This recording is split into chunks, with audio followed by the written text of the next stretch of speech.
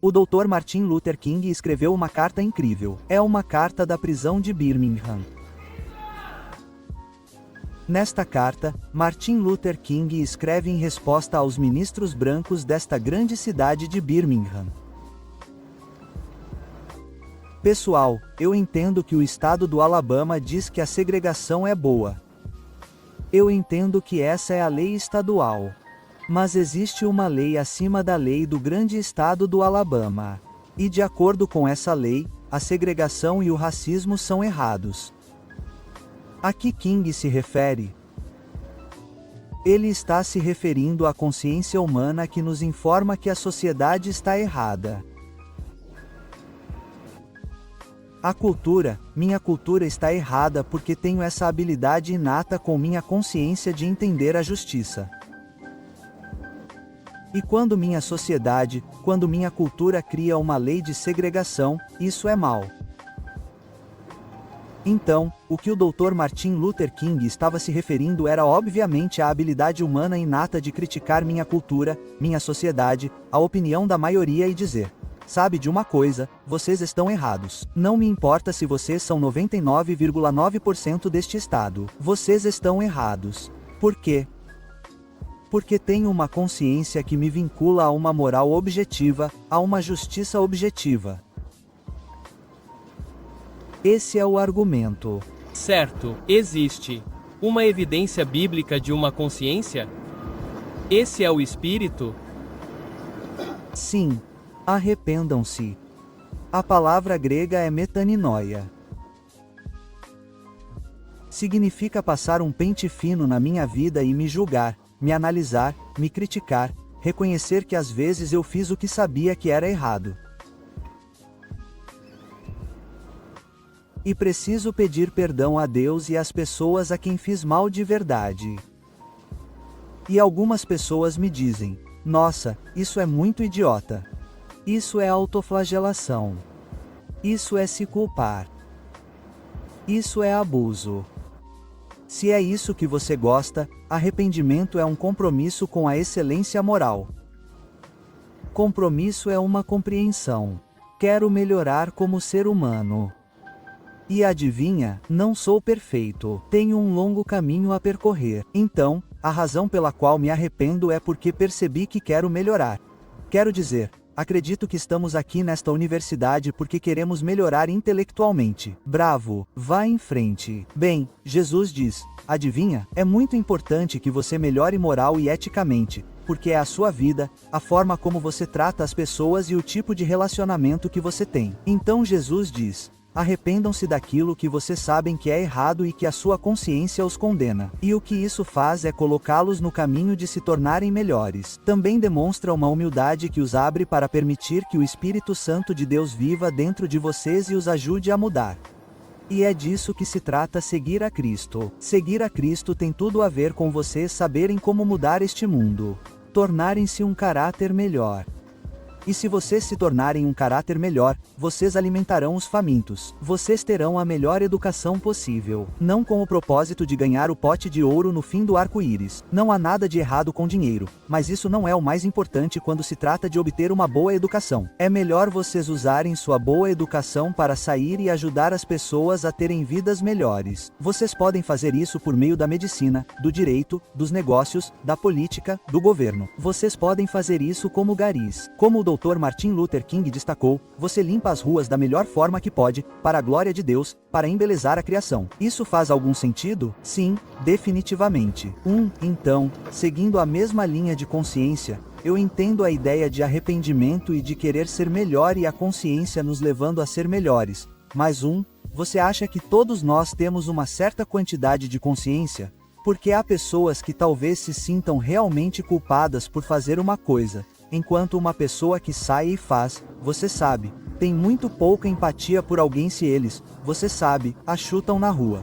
Então, onde é que nós conectamos essa ideia de consciência com pessoas que têm hiperconsciência ou hipoconsciência? É um ótimo ponto. Ponto muito ponderado. Primeiro ponto, não existe apenas a culpa apropriada, existe a culpa inapropriada. Culpa falsa.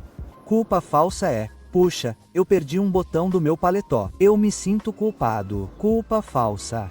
Culpa falsa é: pedi que você me perdoasse pela maneira como te magoei. Pedi a Deus que me perdoasse, mas ainda me sinto culpado. Isso é culpa falsa. Não, quando peço que você me perdoe e quando peço que Deus me perdoe, devo receber o perdão dele e não continuar me sentindo culpado. Então, esse é o tipo de consciência hiperativa que pode nos causar muitos problemas. Segundo ponto, o que é muito mais fácil é cauterizar a consciência. E é isso que você vê acontecendo em sua própria vida e na vida de todos ao seu redor regularmente. A cauterização da consciência humana. Agora, um exemplo clássico disso é: depois da Segunda Guerra Mundial, um grupo de cientistas sociais foi à Alemanha para entrevistar esses grupos de 12 a 20 soldados nazistas que foram comissionados pelos nazistas para percorrer a Europa Oriental e massacrar mulheres, crianças, homens e pessoas deficientes. E esses grupos de 12 a 20 nazistas que varreram a Europa Oriental massacraram aproximadamente 1,4 milhão de pessoas. E então esses cientistas sociais convergem para a Alemanha e começam a entrevistar esses grupos de nazistas que saíram para fazer esse tipo de coisa covarde. E quando esses cientistas sociais foram até lá, eles pensaram que eram um bando de pessoas realmente degradadas. Em vez disso, o que eles descobriram foi que esses grupos de 12 a 20 nazistas que cometeram esses tipos de assassinatos eram médicos, advogados, empresários e lojistas. E então eles tentaram começar a descobrir como um ser humano que entende do assunto pode chegar ao ponto de simplesmente assassinar homens, mulheres e crianças. E enquanto eles entrevistavam esses soldados nazistas, o que descobriram foi que seus comandantes nazistas dessensibilizaram suas consciências de uma forma muito astuta. Um exemplo foi que eles pegaram filhotes de pastor alemão e deram um filhote para cada um desses soldados nazistas, permitindo que eles se relacionassem com um filhote. E então eles fizeram o soldado nazista quebrar o pescoço do filhote com as próprias mãos. Ok, é bem sofisticado. É bem inteligente. Se você quer dessensibilizar a consciência de alguém, tudo o que você precisa fazer é ensiná-la a fazer o mal muitas e muitas vezes, e ela pode chegar ao ponto em que puff não importa mais. Então, onde os comandantes, eles tinham cauterizado a própria consciência. Sim. O que eu estou querendo dizer é, existe uma quando nascemos, ou quando crescemos, há pessoas que têm mais senso de consciência, ou pessoas que têm menos senso de consciência, não por causa de suas próprias decisões de, tipo, fazer o mal um passo de cada vez, ou, sabe, isso faz sentido. Sim, eu diria que você cresce em um ambiente onde a mãe e o pai lhe ensinam que o racismo é bom, eles vão dessensibilizar sua consciência e você terá que pensar por si mesmo e orar a Deus por sabedoria. Sim. Agora, um exemplo clássico do que estamos falando não é apenas a história sobre os nazistas que contei a vocês, mas eu os encorajaria a conferir este ministro que, após os julgamentos de Nuremberg, foi responsável por assumir a supervisão espiritual dos nazistas que foram condenados como culpados nos julgamentos de Nuremberg, e eles deveriam ser enforcados. Esqueci o nome do homem. Acredito que ele era um ministro luterano do Centro-Oeste e passou alguns anos lá com os condenados. Exatamente, com os oficiais nazistas condenados, um dos quais era Goering. Tudo bem. E este ministro protestante que era capelão deles registra como vários daqueles nazistas se arrependeram, dizendo: não podemos acreditar no que fizemos. De todo o coração, autenticamente. Bem, este ministro pensou que sim. Ele pensou que obviamente ninguém sabia, exceto Deus e aquela pessoa, se era autêntico. Mas então, um dia antes de ser executado, Goering foi até este ministro e disse: sabe de uma coisa? Tenho que me proteger.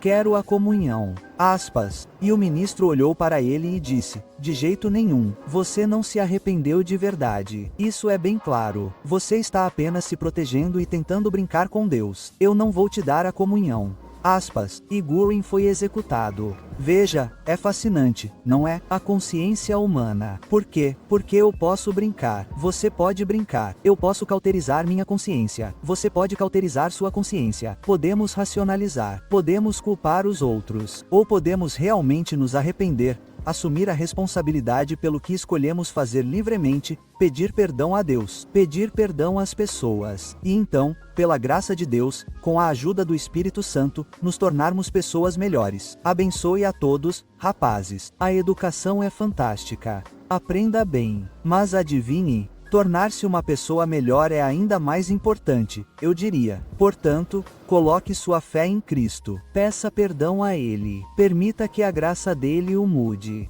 E permita que o Espírito Santo o ajude a se tornar ainda mais amoroso, ainda mais pacífico, paciente, gentil e bom. Isso é realmente vivendo. Então, última pergunta sobre isso.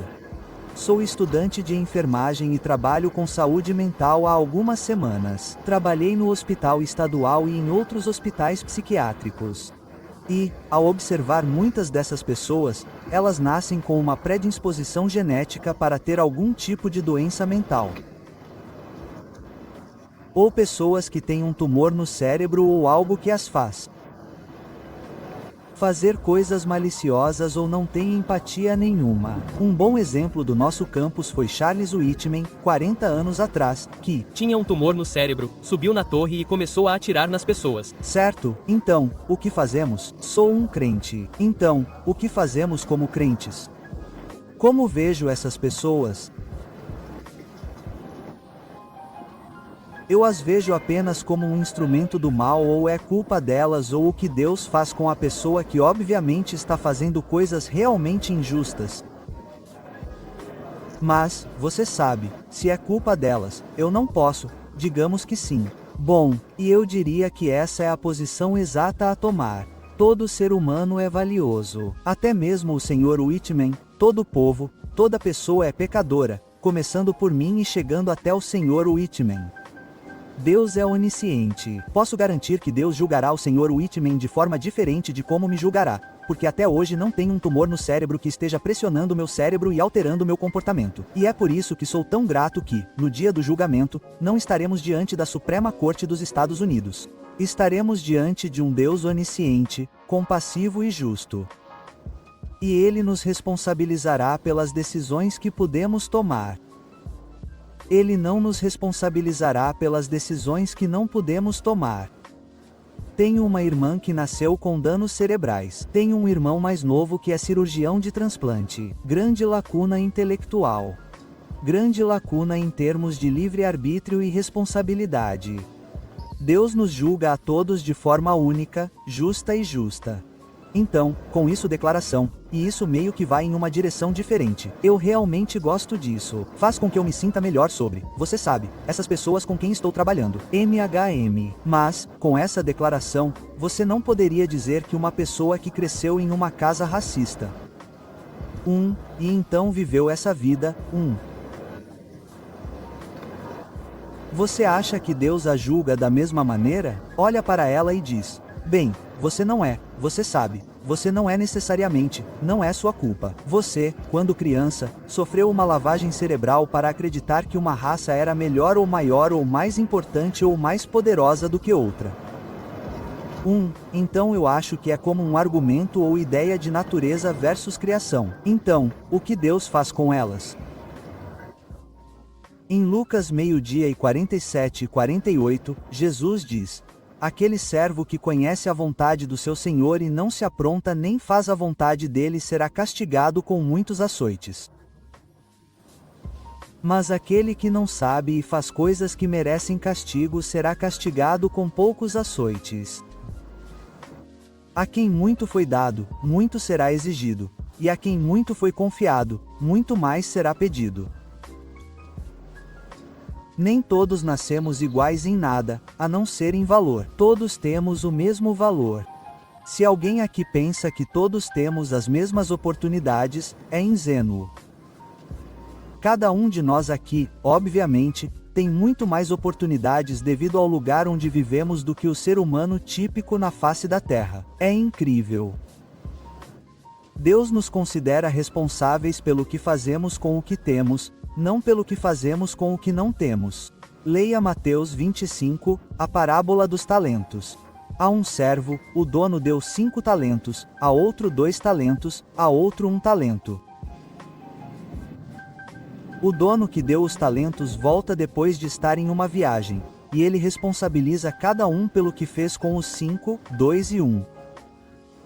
E ele não está responsabilizando aquele que tinha um talento da mesma forma que responsabiliza o cara com 5, porque é subentendido que um tem 5, outro tem 2, outro tem 1.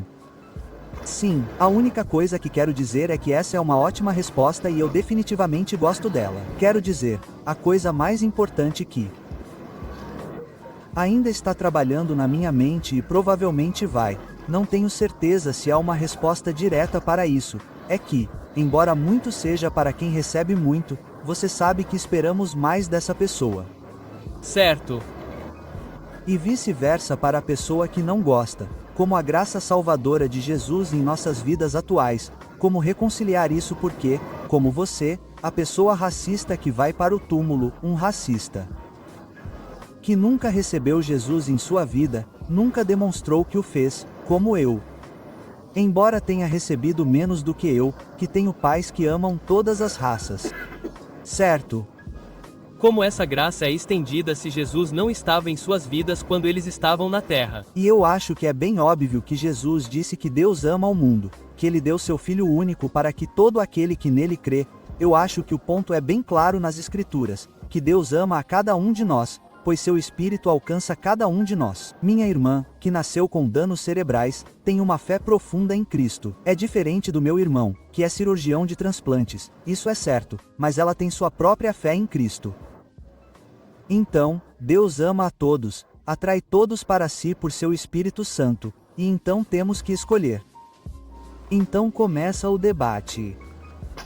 Deus é onisciente, entende todos os ingredientes e nos julgará com justiça. Então, todos nós temos essa oportunidade de escolha na vida. Não, eu acho que há alguns exemplos de alguns seres humanos que literalmente não têm a oportunidade de escolher. Certo. Eu acho que eles são muito poucos em número, mas eu, tendo trabalhado em alguns hospitais psiquiátricos também como capelão, eu diria que há algumas pessoas que não têm a menor ideia do que está acontecendo, certo? E elas vão para ser julgado de uma forma totalmente diferente. Da mesma forma, e quanto a uma criança que morre, tudo bem. Estou convencido de que uma criança que morre irá para o céu. Por quê? Porque em 2 Timóteo, 2 Samuel 12, lemos que Davi, que perde seu primeiro filho com Bathsheba, fala sobre ansiar por estar com aquela criança um dia. Agora, a Bíblia não responde a essa pergunta com muito cuidado. Então, no fim das contas, não forço um ateu a considerar seriamente a ordem e o desígnio do universo que apontam, estou convencido, para uma mente inteligente, um Deus criador e projetista. Da mesma forma, não posso forçar um judeu a ler o Evangelho de Mateus, escrito por um judeu, obviamente Mateus, onde ele repetidamente pega passagens do Antigo Testamento e mostra como Jesus as cumpre e concorda com Mateus. Agora, tenho que concordar com meus amigos judeus que às vezes é difícil fazer a ligação direta com a passagem do Antigo Testamento que Mateus cita e então mostra como Jesus a cumpre. Mas, obviamente, é isso que ele afirma. Agora, eu amo Isaías 53. E ainda assim, repetidamente tenho meus judeus amigos dizem: não, Isaías 53 não está falando sobre o Messias, está falando sobre a nação de Israel. Aspas. Bem, tudo bem, defina. Não há muito que eu possa fazer, exceto implorar aos meus amigos judeus. Vocês poderiam ler Isaías 53? Quem creu em nossa mensagem, e a quem foi revelado o braço do Senhor? Ele, não eles, ele cresceu diante dele como um joio tenro e como uma raiz saída de uma terra seca. Ele, não eles, não tinha beleza nem majestade que nos atraísse a si. Nada em sua aparência o atraía. Era desprezado e rejeitado pelos homens, homem de dores e familiarizado com o sofrimento, como alguém de quem os homens escondem o rosto. Era desprezado e não fizemos dele caso algum. Certamente ele tomou sobre si as nossas enfermidades e levou as nossas dores. E nós o considerávamos aflito de Deus, ferido por ele e oprimido. Mas ele foi traspassado por causa das nossas transgressões, e moído por causa das nossas iniquidades. O castigo que nos traz a paz estava sobre ele, e pelas suas feridas fomos sarados. Todos nós andávamos desgarrados como ovelhas. Cada um de nós se desviou para o seu próprio caminho, e o Senhor fez cair sobre ele a iniquidade de nós todos. Ele foi oprimido e afligido, mas não abriu a sua boca. Foi levado como um cordeiro para o matadouro, e como uma ovelha muda perante a sua tosquia, por isso ele não abriu a sua boca.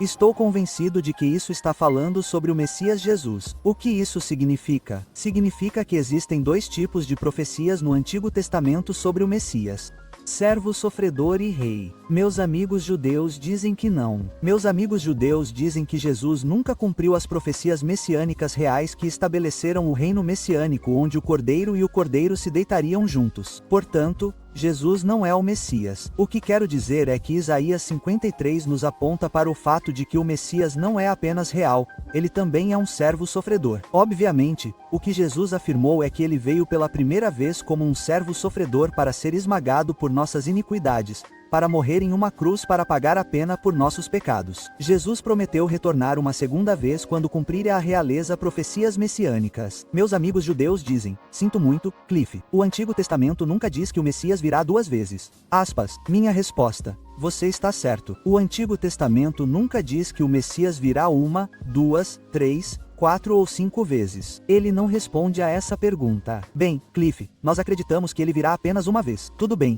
mas isso não está no Antigo Testamento. Isso não está na Torá.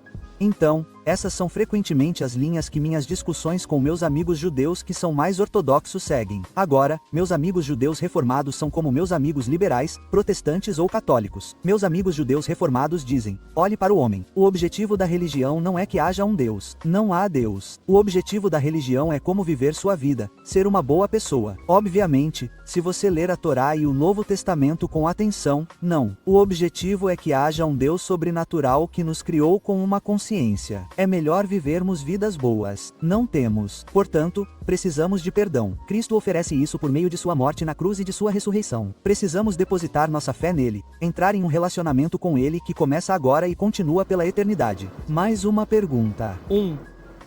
Então, quando Jesus afirma que é divino, que é um com Deus, há algo no Antigo Testamento que afirme que o Messias seria Deus? Jesus dá uma resposta interessante a algumas perguntas nesse sentido. Está em João capítulo 10, começando no versículo 31, novamente, os judeus pegaram pedras para apedrejá-lo, mas Jesus lhe disse: eu lhe mostrei muitos milagres grandiosos da parte do Pai. Por qual deles você me apedreja? Não é por nenhum destes que vamos apedrejá-lo, responderam os judeus, mas pela blasfêmia, porque você, sendo um mero homem, afirma ser Deus. Respondeu-lhes Jesus: não está escrito na vossa lei, eu disse que sois deuses. Certo, isso é uma citação do Salmo 82, versículos 6 e 7. Se Deus chamou deuses aqueles a quem a palavra de Deus foi dirigida, e a Escritura não pode ser anulada, que dizer daquele a quem o Pai separou para seu próprio Filho e enviou ao mundo? Por que, então, me acusais de blasfêmia, porque eu disse que sou filho de Deus? Não creiais em mim, se eu não fizer as obras do meu Pai. Mas, se eu as faço, e mesmo que não creiais, crede nas obras para que saibais e entendais que o Pai está em mim e que eu estou no Pai. Outra vez tentaram prendê-lo, mas ele escapou-lhes das mãos. Certo, portanto, o salmista no Salmo 82, versículos 6 e 7, usa a expressão filhos de Deus, mas não está falando literalmente de Deus em forma humana. Ele está usando essa expressão filhos de Deus, que aprendemos lendo no contexto, para se referir a uma figura sacerdotal, como um ministro, um padre. Olá, como vai?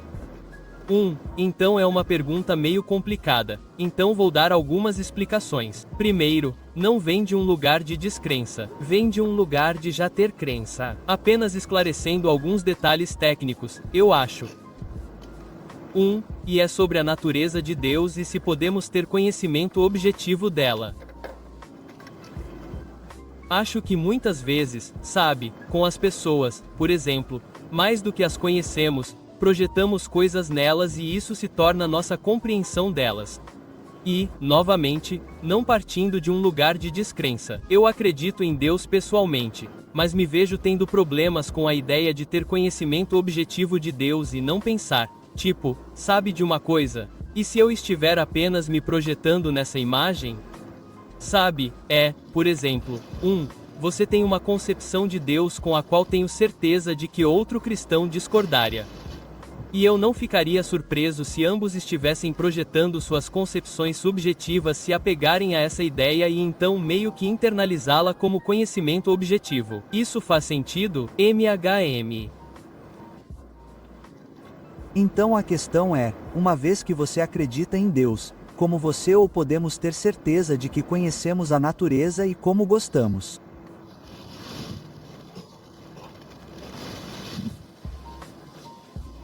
De como podemos evitar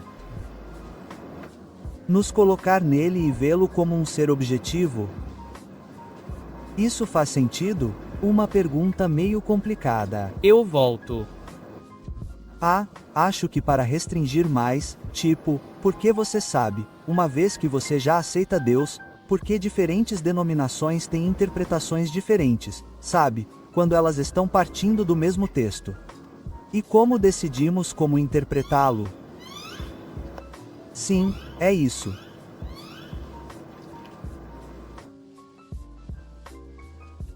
O que você me diria se eu dissesse que a maneira como interpreto o que você acabou de dizer é que você apoia o racismo e o estupro de mulheres e que você acha que o mal é bom? Como você me responderia se eu dissesse isso a você? Eu diria que isso é injusto. Bom. O que significa que você está convencido de que podemos nos comunicar numa linguagem que tem algum grau de objetividade. Certo, e agora, obviamente, há muitas pessoas hoje em dia, um número crescente de pessoas que discordam disso. Eu converso com essas pessoas regularmente. Elas insistem que toda a verdade é criada aqui. E, portanto, você pode dizer o que quiser, mas vou interpretar como você diz. O racismo é bom. O estupro de mulheres é bom. E essa é a realidade para mim. Veja, eu insistiria se eu ouvisse você e concluísse que estou fora da realidade. Veja, eu insisto que Deus nos criou com mentes racionais. Portanto, podemos usar a linguagem e comunicar a verdade uns aos outros. Mas você levantou um ótimo ponto.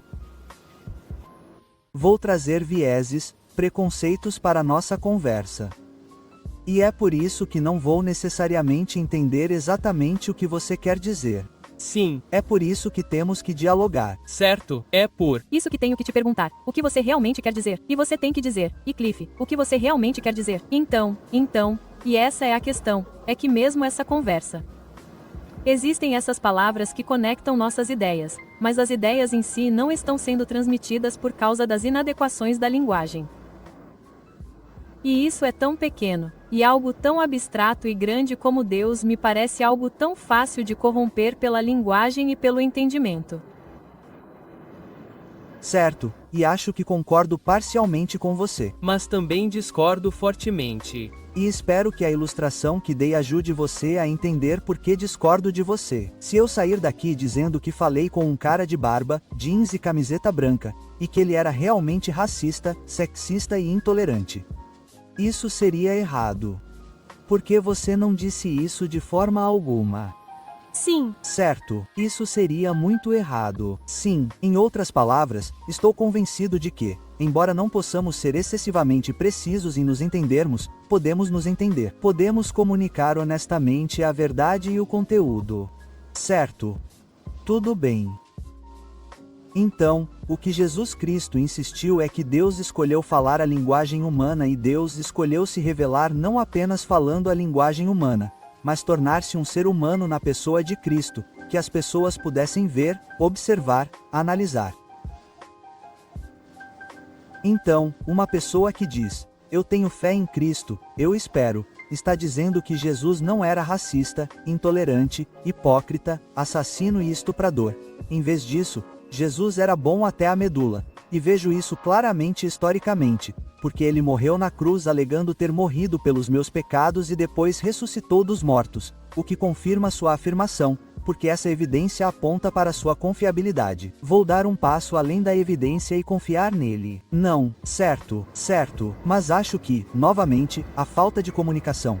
Acho que o que estou tentando dizer é que, mesmo quando duas pessoas diferentes aceitam essa evidência, você sabe, os cristãos muito liberais que dizem que não existe inferno e que todos são perdoados. E há os cristãos mais conservadores, que são fogo e enxofre. E ambos estão, partindo do mesmo texto. Ambos acreditam no mesmo Deus. Mas eu não consigo deixar de pensar que ambos estão se projetando nessa ideia e fazendo com que essa ideia incorpore a deles. Você sabe o que quero dizer? Como decidimos qual é a natureza de Deus? Você sabe. Essa é a minha pergunta. Certo? Muito simples. Sim. Muito simples. Olá, meu nome é Cliff. Qual é o seu nome? Jackson. Fred. Qual é o seu nome, Fred? Jackson. Andrew.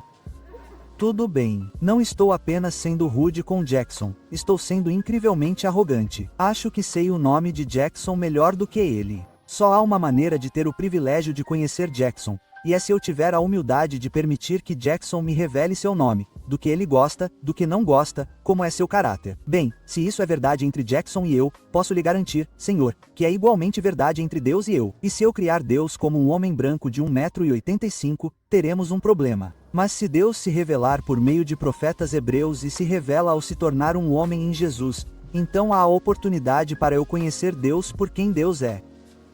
Isso faz algum sentido? É como você atribui se Deus é totalmente misericordioso ou meio misericordioso, dependendo da situação, como diferentes seitas e denominações fazem. É muito simples. Você lê os evangelhos, você lê o Novo Testamento e quando a KKK diz que acredita em Jesus e odiamos os negros, você não precisa ter um doutorado no Novo Testamento para ver como Jesus ordena que seus seguidores amem e respeitem todas as pessoas. Então eu olho para o rosto da KKK e digo, sinto muito, você está pervertendo totalmente a Cristo. Porque João escreve em 1 João, se eu disser que amo a Deus, a quem não posso ver, e odeio meu irmão, a quem posso ver, sou um mentiroso. E eu posso lhe prometer, Senhor, se eu me apresentar aqui e disser que sou um seguidor de Cristo e você me vir terminar aqui e depois sair e me tornar mulherengo, espero que você use a palavra hipócrita para me definir, porque você não precisa ter um doutorado no Novo Testamento para saber que Jesus ordena que seus seguidores vivam vidas sexualmente puras. E se eu lhe disser, bem, é apenas uma questão de interpretação. Espero que você me diga realmente, diga onde no Novo Testamento Jesus, Paulo, Marcos e Tiago dizem que ser mulherengo é bom. É tudo o que você precisa fazer. Agora, existem questões difíceis? Claro que existem. E é por isso que os seguidores de Cristo discordam. Tudo bem, e isso acontece obviamente. Mas não é diferente em nenhuma área. Porque, como cristãos, vocês colocam tanta ênfase na fé em Jesus em vez de boas ações? Porque você estava falando sobre seus amigos ateus e você disse que eles fazem coisas maravilhosas e que podem ser ótimas pessoas no que diz respeito à moral e todas essas coisas, mas não irão para o céu porque não têm fé em Jesus. Mas alguém que tem fé em Jesus e fez coisas terríveis e viveu uma vida amoral, mas se arrependeu em algum momento, digamos, em seu leito de morte, irá para o céu. Embora objetivamente sem religião, se você olhasse para as duas pessoas, provavelmente diria que uma delas era uma pessoa melhor. Por que há tanta ênfase na fé em Jesus em vez de ser uma boa pessoa em sua vida na Terra? Bono, vocalista do YouTube, colocou isso de forma magnífica quando disse: não estou contando com o karma. Estou contando com a graça de Deus porque fiz muitas coisas más nesta vida. Aspas. Cada um dos meus bons ateus, cada um dos meus bons cristãos, e eu incluído, embora às vezes tenhamos feito o bem, outras vezes fizemos o mal. Cada um de nós. Portanto, de acordo com Jesus Cristo, nós nos separamos de Deus porque nos rebelamos contra Deus e escolhemos violar nossas consciências. Todos nós fizemos isso. Todos nós sentimos culpa e precisamos desesperadamente do perdão de Deus. Agora, Jesus revela que Deus está interessado em nos perdoar e nos reconciliar consigo mesmo. E fé não é apenas concordar intelectualmente com a existência de Deus. Fé é um relacionamento. Você tem fé. Cada amizade, Cada relacionamento familiar que você tem não é algo que você prova. Espero que haja evidências de que a pessoa é confiável, e então, com base nas evidências, você dá um passo além dessas evidências e confia na pessoa. Isso é fé. Da mesma forma que você precisa ter fé para ter um relacionamento com um ser pessoal, seus amigos e familiares. Então, para conhecer a Deus, você precisa ter um relacionamento. É isso que fé significa. Um relacionamento de confiança em que você reúne evidências de confiabilidade e, então, dá um passo além das evidências e realmente confia. Então, por que alguém que não sabe a resposta, ou você sabe a resposta, mas você acredita que pode se arrepender sem se arrepender para Deus ou Jesus? Você acha que a simples culpa e um arrependimento quase interno têm algum mérito? Tem que ser um arrependimento religioso? Qual é a diferença entre os dois? Você não consegue se sentir igualmente terrível pelo que fez sem vincular isso a Deus? Ótimo! Se eu o rebaixar de alguma forma, é um passo na direção certa. Se eu disser a mim mesmo, Cliff, isso foi errado. Mas não está completo, pois é você, uma pessoa real a quem fiz algo errado. É por isso que, para me arrepender genuinamente, tenho que ir até você e dizer: Senhor, sinto muito pelo que fiz a você. Você poderia me perdoar, por favor? Então, se você disser sim, eu o perdoo. Podemos nos reconciliar. E em vez de ficarmos alienados por causa da coisa covarde que fiz a você, podemos nos reconciliar. A mesma coisa é verdade entre Deus e eu. Pois quando eu te machuco e quando eu te ataco, eu não estou atacando somente você. Eu estou atacando o Deus a cuja semelhança você foi criado. E eu estou dizendo: Ei, Deus, quando você o fez, trabalho péssimo. Eu vou humilhá-lo.